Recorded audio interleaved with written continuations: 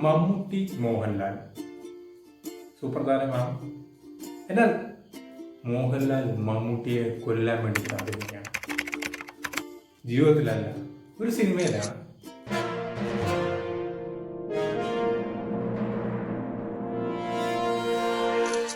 നമുക്കൊരു 1984 കാലഘട്ടത്തിലൂടെ വരാം. ആ ഒരു കാലഘട്ടത്തിലാണ് ഈ ഒരു സിനിമ റിലീസായിരിക്കുന്നത്. സിനിമയുടെ തുടക്കം പറയുകയാണെങ്കിൽ നമുക്കറിയാം, പണ്ടൊക്കെ ആ ഒരു കാലഘട്ടത്തിൽ നമുക്കറിയാം കരിമ്പൊക്കെ വെട്ടി ജീവിക്കുന്ന ഒരുപാട് തൊഴിലാളികളുണ്ട്. അപ്പോൾ ആ ഒരു കാലഘട്ടമാണ് സിനിമയുടെ തുടക്കം കാണിക്കുന്നത്. അപ്പോൾ സിനിമയിൽ ഭദ്രൻ എന്ന് പറഞ്ഞ ക്യാരക്ടറിനെ ചെയ്യുന്നത് മോഹൻലാലാണ്, ശിവൻ എന്ന് പറഞ്ഞ ക്യാരക്ടറിനെ ചെയ്യുന്നത് മമ്മൂട്ടിയാണ്. അപ്പോൾ ഈ ഒരു ഭദ്രൻ്റെ ചേട്ടനായിട്ട് വരുന്നത് നമ്മുടെ ഭാർഗവി ചേട്ടനാണ്. അപ്പോൾ അദ്ദേഹത്തിൻ്റെ ക്യാരക്ടർ എന്ന് പറഞ്ഞാൽ ചെല്ലൻ എന്ന് പറഞ്ഞൊരു ക്യാരക്ടറാണ്. അതുപോലെ തന്നെ മറ്റനവധി കഥാപാത്രങ്ങളും ഈ ഒരു സിനിമയിലുണ്ട്. ഗൗരി എന്ന് പറഞ്ഞ ക്യാരക്ടർ ചെയ്യുന്ന സീമയാണ്. അതുപോലെ ചന്ദ്രിക എന്ന് പറഞ്ഞ ക്യാരക്ടർ ചെയ്യുന്ന ഉർവശിയാണ്. അതുപോലെ തന്നെ രവീന്ദ്രൻ, അങ്ങനെ തമ്പി എന്ന് പറഞ്ഞ ക്യാരക്ടർ ചെയ്യുന്നുണ്ട്. അങ്ങനെ ഒരുപാട് കഥാപാത്രമുണ്ട്. ലാലു ലക്സ് ഉണ്ട്. അങ്ങനെ ഒരുപാട് കഥാപാത്രമുണ്ട്. അപ്പം ഇവരെല്ലാവരും തൊഴിലാളികളാണ്.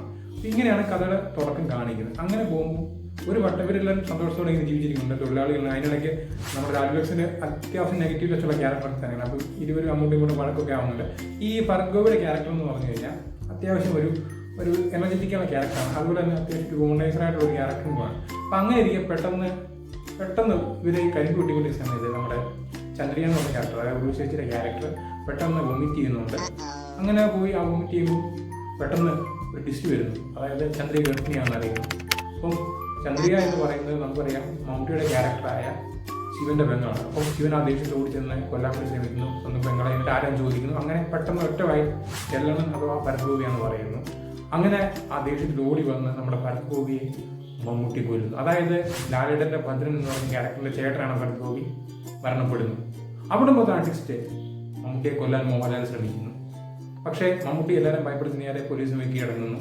തുടർന്ന് അങ്ങോട്ട് നടക്കുന്ന കഥകൾ എന്ന് പറഞ്ഞാൽ വളരെ ഒരു ത്രില്ലിംഗ് മൂഡിലുള്ള കഥകളാണ്. അങ്ങനെ ഇവരെ ജയിലിലാവുന്നു, നമ്മുടെ മമ്മൂട്ടി ജയിലിലാവുന്നു. തുടർന്ന് ഇതിലൊരു പക പോക്കാൻ വേണ്ടി മോഹൻലാലിന്റെ ഭദ്രൻ എന്ന് പറഞ്ഞ ക്യാരക്ടർ നമ്മുടെ ചന്ദ്രിക എന്ന് പറഞ്ഞ ക്യാരക്ടർ, അതായത് ഉർവശിയുടെ ക്യാരക്ടറിനെ ഉപദ്രവിക്കാൻ ശ്രമിക്കുന്നുണ്ട്. അങ്ങനെ ഉർവശിയുടെ ശരിക്കും പറഞ്ഞാൽ യഥാർത്ഥ കാമുകൻ എന്ന് പറഞ്ഞാൽ ആ കുട്ടിയുടെ അച്ഛൻ എന്ന് പറഞ്ഞാൽ രവീന്ദ്രൻ്റെ തമ്പി എന്ന് പറഞ്ഞ ക്യാരക്ടറാണ്. അപ്പോൾ തമ്പിയെ ഈ ഭദ്രൻ എന്ന് പറഞ്ഞ ക്യാരക്ടർ കൊല്ലുന്നു. അതിനുശേഷം ഉർവശിയെ തട്ടിക്കൊണ്ടുപോയി വേറൊരു ലോറിത്താവളം എന്ന് പറഞ്ഞാൽ അവിടുത്തെ ശരിക്കും മെയിൻ വില്ലൻ എന്ന് പറഞ്ഞാൽ ക്യാപ്റ്റൻ രാജാണ്. ക്യാപ്റ്റൻ രാജിൻ്റെ അവിടുത്തെ വിൽക്കുന്നു. അങ്ങനെ കംപ്ലീറ്റ്ലി അവരുടെ കുടുംബം തന്നെ ഇല്ലാതാക്കുവാണ് ശരിക്കും പറഞ്ഞാൽ ഭദ്രൻ എന്ന് പറഞ്ഞ ക്യാരക്ടർ. ഗംഭീര ക്യാരക്ടറാണ് മോഹൻലാലിൻ്റെ. അങ്ങനെ ജയിലിൽ തിരിച്ച് വരുമ്പോൾ ഈ കാര്യങ്ങളെല്ലാം നമ്മുടെ മമ്മൂട്ടി അറിയുന്നു, മമ്മൂട്ടിയുടെ ശിവൻ എന്ന് പറഞ്ഞ ക്യാരക്ടർ അറിയുന്നു. അങ്ങനെ എങ്ങനെയെങ്കിലും ഈ പെങ്ങളെ കണ്ടെത്തിയത് പെട്ടെന്ന് പറയുന്നത്. അങ്ങനെ ഇതെല്ലാം ഇവരും സംസാരിക്കുന്നത് അങ്ങോട്ടും ഇങ്ങോട്ടും. ആരാ ശരിക്കും പറഞ്ഞാൽ മമ്മൂട്ടി മോഹൻലാൽ ക്യാരക്ടർ അങ്ങോട്ടും ഇങ്ങോട്ടും സംസാരിച്ച് ഈ മോഹൻലാലിന് തന്നെ തെറ്റി മനസ്സിലാക്കുന്നു. അങ്ങനെ പുള്ളി ഈ ദൂരത്താവളത്തിൽ പോകുമ്പോൾ തിരിച്ചു വിളിക്കാൻ പോകുമ്പോൾ ക്യാപ്റ്റൻ രാജുവിടെ വില്ലസം കാണിക്കുന്നു, വില്ലൻ നടക്കുന്നു, ലഹളയാവുന്നു. ഇതറിഞ്ഞ് നമ്മുടെ സീമയും മമ്മൂട്ടിയെല്ലാം ഈ സ്ഥലത്തോട്ട് വരുന്നു. അങ്ങനെ എല്ലാം ഭയങ്കര ബഹളം. അങ്ങനെ എല്ലാം റെഡിയായി.